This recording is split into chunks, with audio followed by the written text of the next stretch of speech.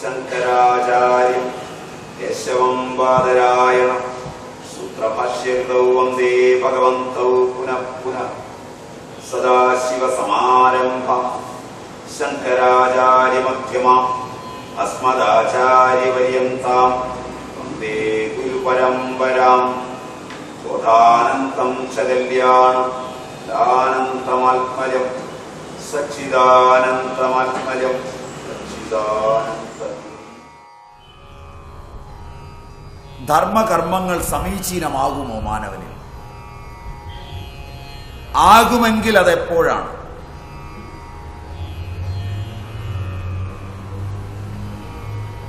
ധർമ്മം ഒരു മാനസിക വ്യാപാരമാണോ?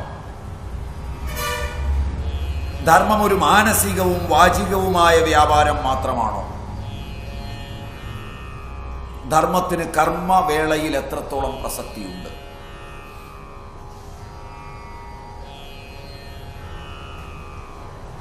ഇതൊക്കെ ഇന്ന് അവശ്യം പഠിക്കേണ്ട പാഠങ്ങളാണ്. കാരണം ധർമ്മമീമാംസയെ കുറിച്ച് ഒട്ടേറെ വാചാടോപം നടക്കുന്ന കാലഘട്ടമാണിത്.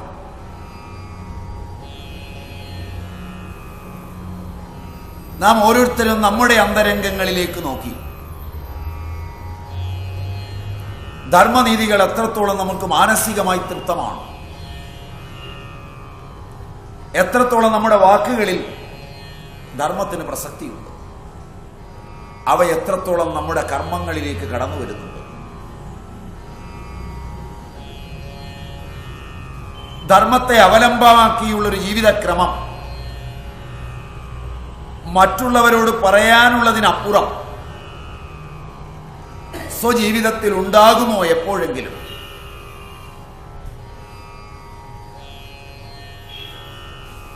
എല്ലാ ജീവികളും ധർമ്മം അവലംബിച്ച് ജീവിക്കണമെന്ന് ആഹ്വാനം ചെയ്യുന്നവരാണ്. അതിലൊരാളും അധർമ്മത്തിൽ ജീവിക്കണമെന്ന് ആഗ്രഹിക്കുകയും പറയുകയും ചെയ്യില്ല. പക്ഷെ ജീവിതം വരുമ്പോൾ അറിഞ്ഞോ അറിയാതെയോ അധർമ്മത്തിലേക്ക് വഴുതുമോ? ഉത്തരം പറയണ്ട. കാരണം നമുക്ക് അന്യോന്യം അറിയാം. എനിക്ക് എന്നെയും നിങ്ങൾക്ക് നിങ്ങളെയും അറിയാം. അതുകൊണ്ട് നമ്മളാരും ഉത്തരം പറയണ്ട, ചിന്തിച്ചാൽ മതി. അതുകൊണ്ട് ഈ ചോദ്യം നിങ്ങളോട് ചോദിച്ചതായി കണക്കാക്കണ്ട. കാരണം ചോദ്യം നിങ്ങളോട് ചോദിച്ച് ഞാൻ മിടുക്കനാകാൻ ഉദ്ദേശിക്കുന്നില്ല. ഞാനും നിങ്ങളും എന്നൊന്നിച്ച് പഠിച്ചാൽ മതി. അതാണ് ധർമ്മവും. ഞങ്ങൾ സ്വാമിമാരൊക്കെ ധർമ്മത്തിലാണ് ജീവിക്കുന്നത്, നിങ്ങൾ അങ്ങനെയാണോ എന്ന് ചോദിക്കുന്ന പോലെ കേൾക്കണ്ട, നമ്മൾ എന്ന് കേട്ടാൽ മതി. അതാണല്ലോ സുഖമുള്ള പഠിത്തം. എത്രത്തോളം ധർമ്മം മനസ്സിനും വാക്കിനും അപ്പുറം കർമ്മമേഖലയിലേക്കെത്തും. പരിക്ഷീണനായി വ്യാസൻ മഹാഭാരതാന്ത്യത്തിൽ പറഞ്ഞത് ഊർധ്വബാഹുർ വിലൗമ്യേഷാം നഹി കശ്ചിത് ശൃണോതി മേ ധർമാദർത്ഥശ്ച കാമശ്ച സധർമ്മ കിം ന സേവ്യതേ എന്നാണ്. ഇതും കൂടെ ചേർത്ത് വായിച്ചിട്ട് ഗീതയെ വ്യാഖ്യാനിച്ചാലാണ് നിങ്ങൾക്ക് ഈ അർത്ഥം മുഴുവൻ കിട്ടുക.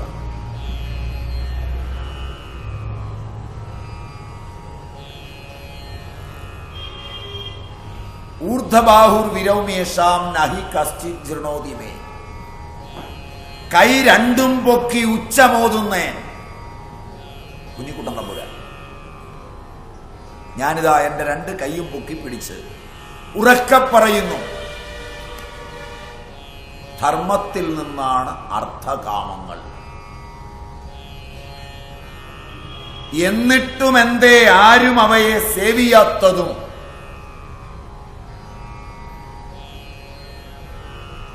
മഹാഭാരത യുദ്ധം കഴിഞ്ഞാണ് എന്ന് പറഞ്ഞാൽ പാണ്ഡവന്മാർ ധർമ്മത്തെ സേവിച്ചില്ലെന്നല്ലേ?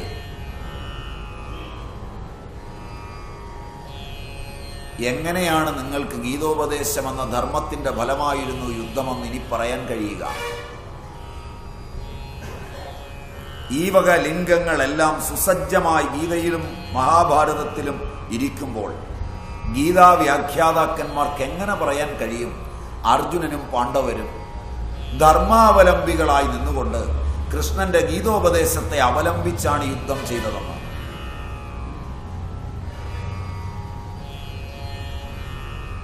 ഹിംസ എങ്ങനെ ധർമ്മമാവും? അഹിംസ പരമോധർമ്മ, ധർമ്മഹിംസ തഥൈവച എന്നാണെങ്കിൽ പരമമെന്ന വാക്ക് അർത്ഥശൂന്യമായി പോവില്ലേ? സംസ്കൃത ഭാഷയെ വ്യഭിചരിക്കുമ്പോൾ മാത്രമല്ലേ രണ്ടാം പാദം ഉണ്ടാവൂ? മനസ്സിലായില്ല. അഹിംസ പരമോധർമ്മ, പരമം എന്ന് പറയുമ്പോൾ അത് ഏറ്റവും ഉയർന്നതാണ്, അതിന് തുല്യം വേറെ ഇല്ല. പിന്നെ അവിടെ തഥൈവച ചേർക്കുമ്പോൾ പരമം അർത്ഥശൂന്യമായില്ലേ?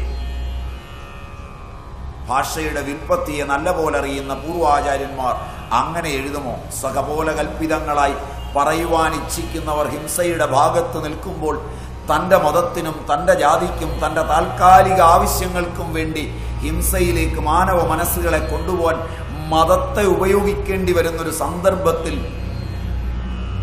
ബുദ്ധിമാന്മാരായ മതരാക്ഷസന്മാർ എഴുതിപ്പിടിപ്പിക്കുന്നതാകുമോ ഇത്? അഹിംസ പരമമായ ധർമ്മമാണെങ്കിൽ അതിന് വിപരീതവും ധർമ്മമാകുമെന്ന് പറയുന്നത് എങ്ങനെ യോജിക്കും?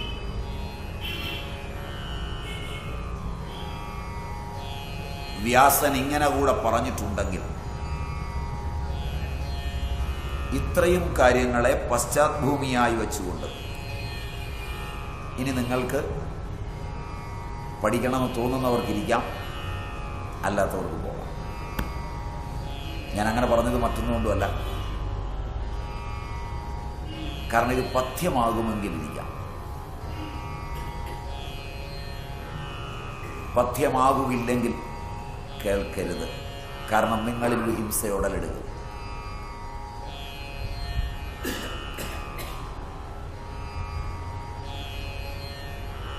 അതിനിയൊരു ബാല്യം വേണ്ടാന്ന് വിചാരിച്ചാണ് അങ്ങനെ പറഞ്ഞത്. ഭഗവത്ഗീതയെ ഈ ഒരു പശ്ചാത്തലത്തിൽ അഹിംസയുടെ എക്കാലത്തെയും വാങ്മയമായാണ് സാമ്പ്രദായികന്മാർ പഠിച്ചു പോരുന്നത്. അതുകൊണ്ട് അതിലേക്ക് കാലിക പ്രസക്തിയും ദ്രവ്യചിന്തയും ഒന്നും അതിൻ്റെ സിദ്ധാന്തപക്ഷങ്ങളിൽ കടത്തിവിടുവാൻ അവർ ശ്രമിക്കാറില്ല എന്ന് തന്നെയുമല്ല, നിങ്ങളിലെ ശരാശരിക്കാർക്ക് വേണ്ടി ഒരു തമാശ കൂടെ പറഞ്ഞിട്ട് കിടക്കാമെന്ന് വിചാരിക്കുന്നു. ആയിരക്കണക്കിന് തലകൾ അറുത്ത് രസിച്ചിട്ടുള്ള വീരന്മാർ നിറഞ്ഞു നിൽക്കുന്ന ഒരു യുദ്ധഭൂമി. അവരുടെ ജീവിത ചരിത്രം തന്നെ യുദ്ധങ്ങളുടേതാണ്, ഏറ്റുമുട്ടലുകളുടേതാണ്. തങ്ങളുടെ തന്നെ ആശയങ്ങളോടും തങ്ങളുടെ ബന്ധുക്കളോടും അതിനപ്പുറം തങ്ങൾക്ക് അപ്രിയമുള്ളവരോടുമെല്ലാം നിരന്തരമായി യുദ്ധം ചെയ്ത് തന്നെ ശീലിക്കുക. ഗുരുവും ശിഷ്യനും തമ്മിൽ പരസ്പരം ആയുധങ്ങൾ വർഷിച്ച് പഠിക്കുക. അത് പഠിച്ചവരാ നിരന്നു നിൽക്കുന്നത്.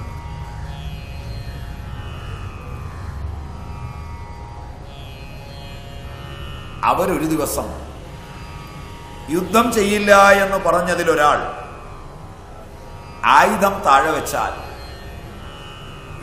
അയാളിൽ വിചാരമുണ്ടാക്കി യുദ്ധം ചെയ്യിപ്പിക്കുവാൻ, വികാരമല്ല.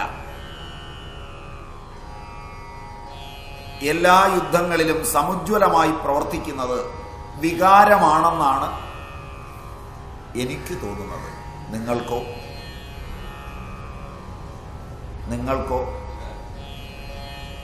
വിചാരത്തോടുകൂടി ഒരു യുദ്ധവും ഒരാൾക്കും ഒരിക്കലും ചെയ്യാനാവില്ല.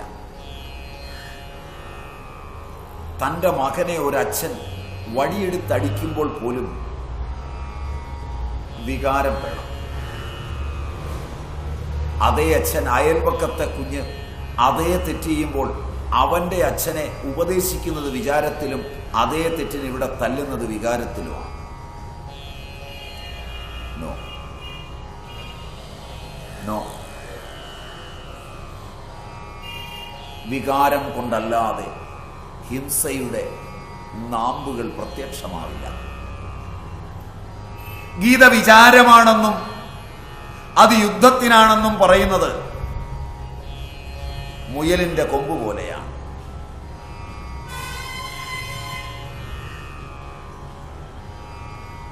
വിചാരം യുദ്ധങ്ങളെ ഇല്ലാതാക്കുന്നു. അല്ല, ഗീത വികാരമാണെന്ന് പറഞ്ഞാൽ നമുക്ക് വിരോധമില്ല. കാരണം ഇന്ന് നാം യുദ്ധം ചെയ്യുന്നത് ഗീത വികാരമായി സ്വീകരിച്ചാണ്. ഗീതയും ഒരു മതവികാരമാവുമ്പോൾ അത് യുദ്ധത്തിന് ഉപയോഗിക്കാം. പഠിച്ചിട്ടല്ല, പഠിക്കാതെ.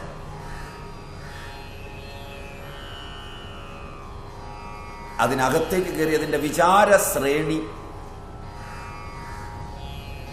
അതിൻ്റെ വിചാരസരണിയെ വേണ്ട വിധം അടുക്കി പഠിച്ചാൽ ആ വിചാരശ്രേണി നമ്മളെ എല്ലാ യുദ്ധങ്ങളിൽ നിന്നും പിന്തിരിപ്പിക്കും.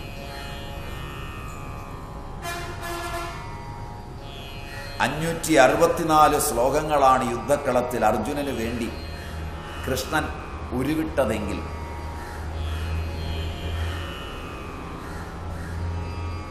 കൃഷ്ണനേക്കാൾ എത്രയോ മെച്ചമാണ് നമ്മൾ. ഒരു കുപ്പി പട്ട കൊണ്ട് സാധിക്കുന്ന കാര്യം മണ്ടനായ ഇവൻ അഭിമതരസവും രേവതീലോചനാംഗവുമായ ഹലായുഷം കിട്ടാത്ത കാലമല്ലെന്ന് ബലരാമൻ നമ്മെ ഓർമ്മിപ്പിക്കുക കൂടി ചെയ്യുമ്പോൾ മനസ്സിലായില്ല. മഹാഭാരത കാലഘട്ടത്തിൽ ഇത് കിട്ടുകയില്ലായിരുന്നു എങ്കിൽ പോട്ടെന്ന് വിചാരിക്കാം. അഭിമതരസവും രേവതീലോചനാംഗവുമായ ഹലായുഷം ആവോളം മോന്തിയാണ് നീലാംബരൻ അരങ്ങ് തകർത്തതെന്ന് മഹാഭാരതത്തിൽ തന്നെ രചിച്ചിട്ടുണ്ടെങ്കിൽ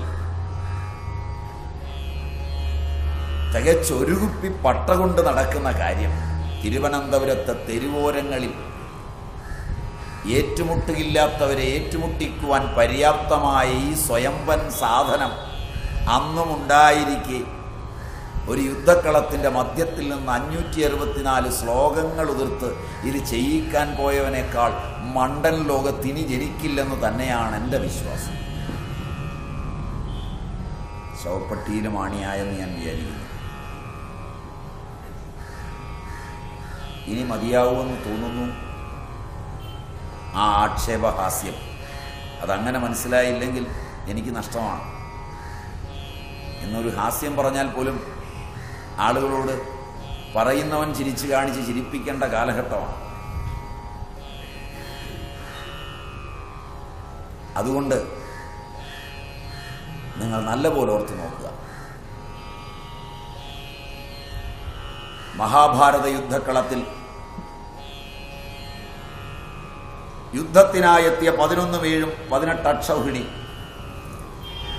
അതിൽ രാജാവായ ദുര്യോധനൻ എന്തു ചെയ്തു എന്നും ഭീഷ്മർ എന്തു ചെയ്തു എന്നുള്ളതിലൂടെ എൻ്റെ കൂട്ടർ ധർമ്മക്ഷേത്രത്തിൽ എന്തു ചെയ്തുവെന്നും കുരുക്ഷേത്രത്തിൽ എന്തു ചെയ്തുവെന്നും വ്യക്തമായി സഞ്ജയൻ പറഞ്ഞിട്ട് 2ാം തിരശീലാഘട്ടത്തിൽ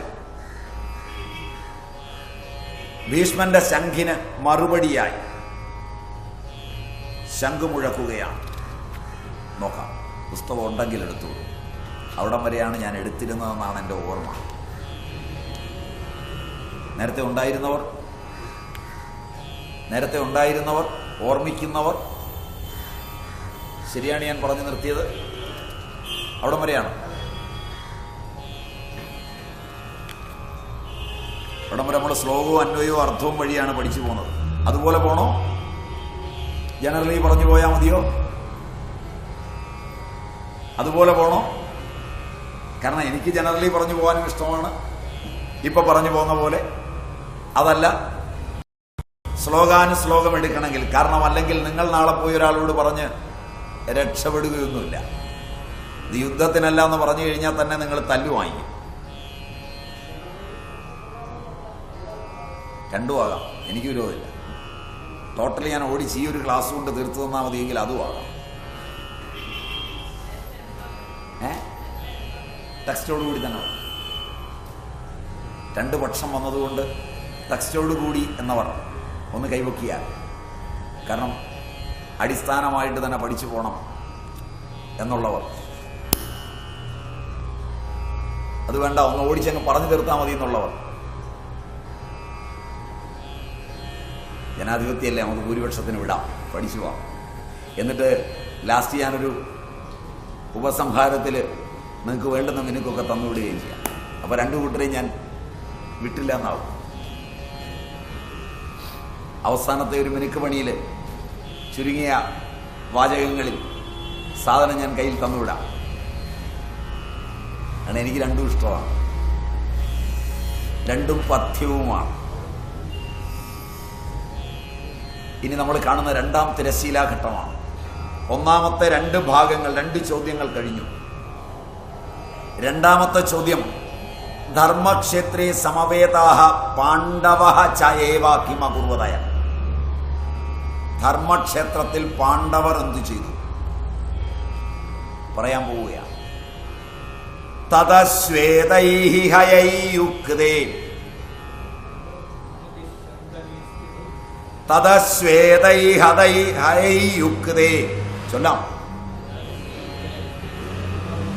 മഹതി സ്യന്തനെ സ്ഥിതൗ മാധവ പാണ്ഡവശ്ചൈവ ദിവ്യൗ ശംഖൗ പ്രദത്മതു തതഃ ശ്വേതൈഃ ഹയൈഃ യുക്തേ മഹതി സ്യന്തനെ സ്ഥിതൗ മാധവഃ പാണ്ഡവഃ ച ഏവ കിം ദിവ്യൗ ശംഖൗ പ്രദത്മതു. മാധവനും പാണ്ഡവനും ശംഖു വിളിച്ചു. അപ്പുറത്ത് ആദ്യം ശംഖു വിളിച്ച് യുദ്ധത്തിന് വെല്ലുവിളിച്ചതാരാണ്? വെല്ലുവിളിച്ചതാരാണ്? ഭീഷ്മരാണ്. കൗരവരുടെ സർവ്വസൈന്യാധിപനാണ് ഭീഷ്മൻ. അയാളാ യുദ്ധത്തിന് വെല്ലുവിളിച്ചത്. വെല്ലുവിളിക്കേണ്ടതാരായിരുന്നു? ഭീഷ്മർ തന്നെ ആയിരുന്നോ?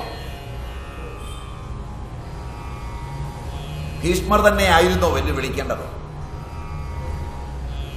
ഇതൊരു യുദ്ധക്കളമാണെങ്കിൽ യുദ്ധത്തിന് വന്നിരിക്കുന്ന അവസ്ഥയെ അവലംബിച്ച് നോക്കുമ്പോൾ ആരാരോട് യുദ്ധം ചെയ്ത് നേടാനാണ് വന്നത്? പാണ്ഡവരാ യുദ്ധക്കളത്തിൽ യുദ്ധം ചെയ്യാൻ എത്തിയത്. പാണ്ഡവരിൽ നിന്നൊരാൾ വേണമായിരുന്നു എല്ലാമുള്ള കൗരവരെ വെല്ലുവിളിക്കാൻ. അങ്ങനെ വെല്ലുവിളിക്കുമ്പോൾ പാണ്ഡവരുടെ സർവ്വസൈന്യാധിപനായ ദൃഷ്ടദ്യുമ്നനോ, വജ്രവ്യൂഹത്തിന്റെ നേതാവായ ഭീമനോ, അല്ലെങ്കിൽ രാജാവായ യുധിഷ്ഠിരനോ വെല്ലുവിളിക്കണം. മനസ്സിലായില്ല? വ്യാസന്റെ നാടകീയ ആവിഷ്കാരത്തിൽ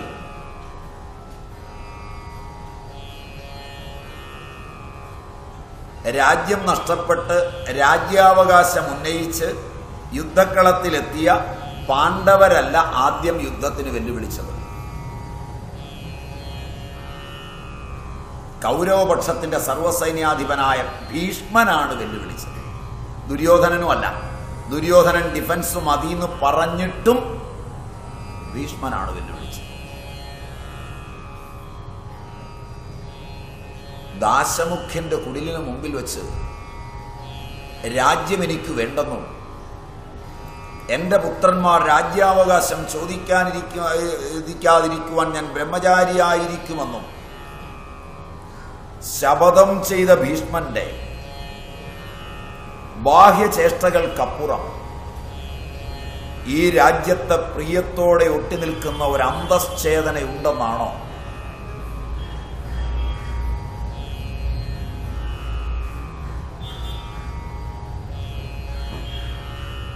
രാജ്യത്തിന്റെ ഭാഗധേയങ്ങളിൽ ധൃതരാഷ്ട്രൻ അന്ധനായതുകൊണ്ട് പാണ്ഡുവിനെ നിയോഗിച്ച ഭീഷ്മൻ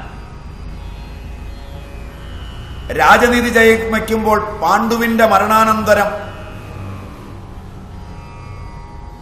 ശ്രേഷ്ഠനായ വിതുരനെ രാജ്യഭാരം ഏൽപ്പിക്കാതെ ധൃതരാഷ്ട്രന് തന്നെ രാജ്യം കൊടുക്കുമ്പോൾ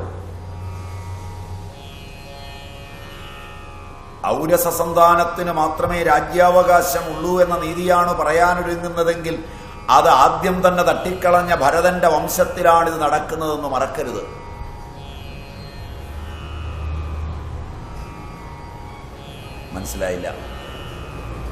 മനസ്സിലായില്ല. ഭാരത സാമ്രാജ്യത്തിന്റെ ആദ്യത്തെ ഭരണാധികാരി എന്നെണ്ണുന്ന ഭരതൻ പുത്രന്മാർ 8. ഗുരുകുലത്തിൽ അന്ന് ചെന്ന് തന്റെ പുത്രന്മാർ വിദ്യാഭ്യസിച്ചു കഴിഞ്ഞ് അവരുടെ കോൺവൊക്കേഷൻ വേളയിൽ രാജാവ് തന്നെ നേരിട്ട് ചോദിക്കുന്ന ചോദ്യങ്ങൾക്ക് ഉത്തരം പറയാൻ അവർ സമർത്ഥരല്ലെന്ന് കണ്ട് ഗൗതമപുത്രനായ ഉപമന്യു അവയ്ക്ക് ഉത്തരം പറയുമ്പോൾ സന്തോഷിച്ച ചക്രവർത്തി തന്റെ പുത്രന്മാർക്ക് രാജ്യം കൊടുക്കുന്നതിന് മുമ്പ് താൻ തന്നെ രാജ്യത്തേക്ക് ആവശ്യമായ ഔഷധങ്ങൾ അടുത്ത രാജ്യത്ത് നിന്ന് വണ്ടിയിൽ കയറ്റി വരുമ്പോൾ പുത്രന്മാർ വരുന്ന വഴിയിൽ വണ്ടിയുടെ ചക്രം താന്നു കിടക്കുമ്പോൾ രാജപുത്രന്മാരുടെ ജോലി ഔഷധങ്ങൾ കയറ്റിയ വണ്ടി കുഴിയിൽ നിന്ന് കയറ്റുകയല്ല, ആനന്ദിക്കുകയാണെന്ന് പറഞ്ഞ് കടന്നുപോയ പുത്രന്മാർ പോയിക്കഴിഞ്ഞ് വേഷം മാറിയ രാജാവിന്റെ വണ്ടി ഉരുട്ടിക്കയറ്റുന്ന ഉപമന്യു തന്റെ ഔരസ സന്താനങ്ങളെക്കാൾ തന്റെ രാജ്യത്തിന്റെ ഭാഗധേയം, തന്റെ പാരമ്പര്യത്തെ നിലനിർത്തുവാൻ യോഗ്യൻ ഉപമന്യുവാണെന്ന് കണ്ടറിഞ്ഞ് രാജസിംഹാസനത്തിൽ ഉപമന്യുവിനെ പ്രതിഷ്ഠിച്ച ചക്രവർത്തി രാജ്യത്തിന്റെ പാരമ്പര്യം പ്രിയത്തിൽ അധിഷ്ഠിതമല്ല, അറിവിൽ അധിഷ്ഠിതമാണെന്ന് പറഞ്ഞ ഭരതൻ. ഇവിടുന്ന് ആ പാരമ്പര്യം തുടങ്ങുന്നത്. അവിടെ ജനിക്കാൻ ഇനിയും ഇടയായിട്ടില്ലാത്ത, ജനിച്ചേക്കാമെന്ന് വിശ്വസിക്കുന്ന ദാസന്റെ പുത്രിക്ക് ജനിക്കാൻ പോകുന്ന പുത്രന്മാർക്ക് വേണ്ടി ഒരു രാജ്യത്തിന്റെ ഭാഗധേയത്തെ മുഴുവൻ കുലമര്യാദയെയും കീഴ്വഴക്കങ്ങളെയും ലംഘിച്ച് പുത്രന് വധുവിനെ തേടി പിതാവ് പോകുന്നത് കീഴ്വഴക്കവും കുലമര്യാദയുമാണ്. പിതൃകാമത്തിനു വേണ്ടി പിതൃവധുവിനെ തേടി പുത്രൻ പോകുന്നത് കുലമര്യാദയും കീഴ്വഴക്കവുമല്ല. അതെന്ത് ത്യാഗമായാലും മനസ്സിലാവില്ല. അതിന് വില പറയുന്നതോ ഒരു രാജ്യത്തിന്റെ ഭാഗധേയത്തെ വെച്ച് ആ ജനതയുടെ ഇംഗിതവും ആ രാജ്യത്തിലെ പ്രജാപാലനവും ആ രാജ്യത്തിന്റെ സംസ്കാരവും ഭാഗധേയങ്ങളും പിതൃസ്നേഹത്തിനൊരു പുത്രൻ അടിയറ വയ്ക്കുമ്പോൾ ഇന്ന് നിങ്ങളുടെ നേതാക്കന്മാർ ചെയ്യുന്നതും ഈ ഭീഷ്മപ്രതിജ്ഞകൾ തന്നെയാണ്. You can follow. അവ ശരിയാണെങ്കിൽ ഇതും ശരിയാണ്. രാജനീതിയെ അതിന്റെ സുദൃഢങ്ങളായ തലങ്ങളിൽ വ്യാഖ്യാനിച്ചിട്ടുള്ള നീതിജ്ഞന്മാർ ഭീഷ്മപ്രതിജ്ഞയെ നിഷ്ഠൂരമെന്ന് തന്നെയാണ് വിശേഷിപ്പിക്കുന്നത്.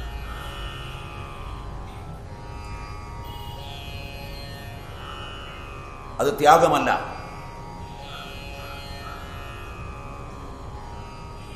അതിന് ത്യാഗത്തിന്റെ പട്ടികയിൽ പെടുത്തുന്നത് കുലമര്യാദയുമല്ല. ഇതൊക്കെ നിങ്ങൾക്ക് യോജിക്കാൻ വളരെ പ്രയാസമുള്ള കാര്യങ്ങളാണെന്ന് എനിക്കറിയാം. ഇതിന് വേറൊരു വഴിയിൽ പറയാൻ നിങ്ങൾക്കാവില്ലെന്നും എനിക്ക് നിശ്ചയമുണ്ട്. അതുകൊണ്ട് തന്നെ പറയട്ടെ, എല്ലാ അച്ഛനും ആഗ്രഹിക്കുന്നത് തൻ്റെ വാർദ്ധക്യകാലത്ത് തനിക്കൊരു വധുവിനെ തേടി പുത്രൻ പോകുന്നതാണ് എന്നുള്ളത് കൊണ്ട് നിങ്ങൾ ഇതിനോട് യോജിച്ചേക്കാം. അച്ഛനാകുമ്പോൾ കുലമര്യാദ അംഗീകരിക്കുമെങ്കിൽ അത് അനുകൂലിക്കാനാവില്ല. Am I right? ശരിയല്ല?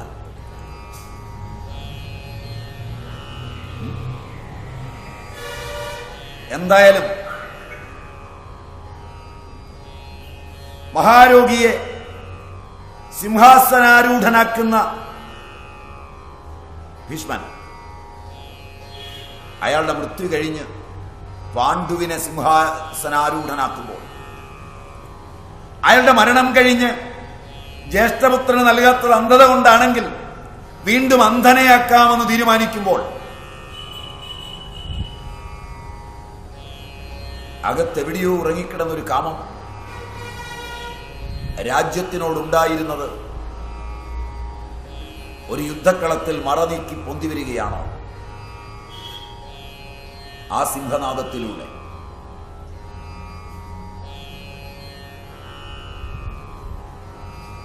മാനവന്റെ മനസ്സിൽ പുറമെ നിർവഹിക്കുന്ന സംസ്കാര ചേഷ്ടകളും ത്യാഗങ്ങളും എത്രത്തോളം അവൻ അവനോട് നീതി പുലർത്തി ആന്തരികമായി സൂക്ഷിക്കുന്നുവെന്ന് ഒരാത്മപരിശോധന നടത്താൻ വ്യാസൻ എന്നിലെയും നിങ്ങളിലെയും ഭീഷ്മനെ മറനീക്കി അവതരിപ്പിക്കുകയാണോ? എന്തുമാകട്ടെ, സർവസൈന്യാധിപനായ ഭീഷ്മൻ രാജ്യം നഷ്ടപ്പെട്ട് ജീവന് വേണ്ടി മാത്രം യുദ്ധക്കളത്തിലെത്തുന്ന പാണ്ഡവന്മാരെ വെല്ലുവിളിക്കുമ്പോൾ ആ വെല്ലുവിളി ദ്രവ്യത്തെയും കടന്ന് ജീവന് നേരെയാവുകയാണ്. പാണ്ഡവന്മാരുടെ കയ്യിൽ ഒരു രാജ്യവും രാജ്യാവകാശവും ഇന്നില്ല. എന്നിട്ടും അവരെ യുദ്ധത്തിന് വെല്ലുവിളിക്കുന്ന ഭീഷ്മൻ വിളിക്കുന്നത് ജീവിച്ചിരിക്കാനുള്ള അവരുടെ പ്രകൃതിജമായ അവകാശത്തിനു മേലാണ്. ഫോളോ.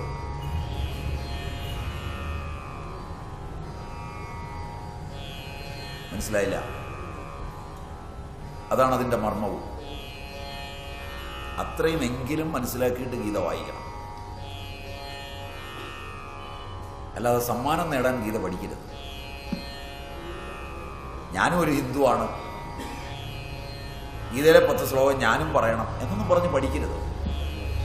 ഇത് ഹിന്ദുവിൻ്റെ ഒന്നുമല്ല. ഇതൊരു മനുഷ്യരാശിയുടെ ആദിമ സ്വത്വം നിലനിൽക്കുന്ന ഗ്രന്ഥമാണ്. അന്ന് ഹിന്ദുവും ജന്തുവൊന്നുമില്ല. ഇതൊക്കെ എഴുതി കഴിഞ്ഞ് വർഷങ്ങൾ കഴിഞ്ഞ് മറ്റു മതങ്ങളും അവയുടെ നിയമങ്ങളും അവയുടെ ജീവിത രീതികളും അവയുടെ അനുഷ്ഠാനങ്ങളും കണ്ട് ഭയന്ന ഹിന്ദു അതിനെ അനുകരിച്ചുകൊണ്ട് അതേപോലൊരു സ്വത്വം വീണ്ടെടുക്കാൻ നടത്തുന്ന ശ്രമം മാത്രമാണ് നിങ്ങളുടെ ഹിന്ദു. അതിനിതൊന്നും വേണ്ട. അതിന് പല്ലിന് പല്ലും നഖത്തിന് നഖവും കണ്ണിന് കണ്ണും ആയി നീങ്ങുന്നതിൽ എനിക്ക് വിരോധവുമില്ല. പക്ഷെ അതൊന്നും കൊണ്ട് നിങ്ങൾക്ക് ശാന്തി കിട്ടില്ല എന്നെനിക്ക് ഉറപ്പുണ്ട്. ഇത് പൊക്കി പിടിച്ചു വേണ്ട ആ വഴിയെ സഞ്ചരിക്കാൻ. ഗീത സ്വതന്ത്രവും നിർവ്യാജവുമാണിവിടെ. അതുകൊണ്ട് തന്നെ ഭഗവത്ഗീതയുടെ സ്വത്വത്തിൽ ഭീഷ്മന്റെ വെല്ലുവിളിയെ തിരിച്ചു വെല്ലുവിളിക്കേണ്ടത് ധൃഷ്ടദ്യുമ്നനാണ്. അയാൾ അനങ്ങിയില്ല. ഇനി അല്ലെങ്കിൽ വജ്രവ്യൂഹത്തിന്റെ നേതാവ് ഭീമനാണ്. അയാളും മറുപടിയായി വെല്ലുവിളിച്ചില്ല. രാജാവായ യുധിഷ്ഠിരനും വെല്ലുവിളിച്ചില്ല. കാരണം യുധിഷ്ഠിരനും ഭീമനും ധൃഷ്ടദ്യുമ്നനും ഭീഷ്മനും ദ്രോണനും ദുര്യോധനനും അർജുനനുമെല്ലാം ഒരുമിച്ച് ഒരു പക്ഷത്താണ്. അതുകൊണ്ട് പാണ്ഡവന്മാർക്കും കൗരവന്മാർക്കും കൂടി കുരുവൃദ്ധനും പിതാമഹനും ആയ ഭീഷ്മന്റെ വെല്ലുവിളി മതിയാവും. പക്ഷേ പ്രകൃതി പുരുഷൻ പരമ്പുമാൻ ഹിംസാജന്യമായ ശബ്ദത്തെ കേട്ട് വെറുതെ ഇരിക്കുന്നില്ല എന്ന് വരുമ്പോൾ ആയുധങ്ങളും എന്തി നിൽക്കുന്ന ഭടന്മാർ വെല്ലുവിളിക്കുന്നതിന് മറുപടിയായി ആയുധമില്ലാത്തവന്റെ ഒരു വെല്ലുവിളി ചരിത്രത്തിൽ ഇതപ്രഥമമായി വ്യാസൻ സാങ്കല്പികമായി അവതരിപ്പിക്കുന്നു എന്ന് പറഞ്ഞാൽ കൂടുതൽ നല്ലത്. നടന്നതാണെങ്കിൽ നല്ലത്. വ്യാസഭാവനയായി ഇതിനെ കണ്ടാൽ അതാണ് സർവോത്തമം. കൃഷ്ണനും ഭീഷ്മരും ദ്രോണരും ദുര്യോധനനും യുധിഷ്ഠിരനും ഒന്നും ചരിത്രപുരുഷന്മാരല്ലെങ്കിൽ യുക്തിവാദികൾക്ക് 1000 വട്ടം വ്യാസപ്രതിഭയ്ക്ക് മുമ്പിൽ സാഷ്ടാംഗ നമസ്കാരം ചെയ്യേണ്ടി വരും. ചരിത്രമായാലോ വ്യാസനൊരു ചരിത്രകാരനായി ചുരുങ്ങും. ഇത്രയും മനുഷ്യ മനസ്സിനെ അതിൻ്റെ ആദിമ സംസ്കൃതി മുതൽ അന്ത്യ സംസ്കൃതി വരെ ഭാവനയിൽ കണ്ട് കഥാപാത്രങ്ങളെ ചമച്ച് 1,25,000 ശ്ലോകങ്ങളിൽ സമഗ്രത കൈവിടാതെ ഈ ഇതിവൃത്തം ചമച്ചതിൻ്റെ മധ്യത്തിൽ ഭഗവത്ഗീത എന്ന അനിതര സാധാരണമായ ഒരു ദർശനം കൊരുത്തുവെച്ച ദാർശനിക പ്രതിഭ അതേ വ്യാസൻ ഏത് യുക്തിഭദ്രമായ ബോധത്തിൽ നിന്നുകൊണ്ട് അപഗ്രഥിച്ചാലും വ്യാസായ വിഷ്ണുരൂപായ വ്യാസവേ നമോ വൈ ബ്രഹ്മനിധയെ വാസിഷ്ഠായ നമോ നമ എന്ന് പറഞ്ഞ് 1000 വട്ടം യുക്തിവാദിക്കും നമസ്കരിക്കേണ്ടി വരും. അതുകൊണ്ട് എനിക്കിഷ്ടം കൃഷ്ണനും യുധിഷ്ഠിരനും അർജുനനും യുദ്ധവുമെല്ലാം വ്യാസന്റെ കപോലകൽപ്പിതമായ ഭാവനയാണെന്ന് പറയാനാണ്. അപ്പോൾ യുദ്ധത്തിലുണ്ടായിരുന്ന കുതിരകളുടെ എണ്ണവും അതിൻ്റെ കുളമ്പിനടിക്കാൻ വേണ്ടി വരുന്ന ഇരുമ്പിൻ്റെ അളവുമൊന്നും രാഹുൽ സാങ്കൃത്യായനെ പോലെ അളന്നു തൂക്കേണ്ടിയും വരില്ല. അത്രയും ഇരുമ്പന്ന് കണ്ടുപിടിച്ചിട്ടില്ലാത്തത് കൊണ്ട് മഹാഭാരത യുദ്ധം നടന്നില്ലെന്ന പൊട്ടത്തരം വിളമ്പണ്ടിയും വരില്ല. Clean I think. ഇനി നിങ്ങൾക്ക് ആലോചിക്കാൻ പോയത് നല്ലതുപോലെ ഒരു നല്ല പ്രതിദ്വന്ദിയുടെ മനസ്സോടുകൂടി പോയിരുന്ന് നല്ലതുപോലെ ആലോചിക്കും.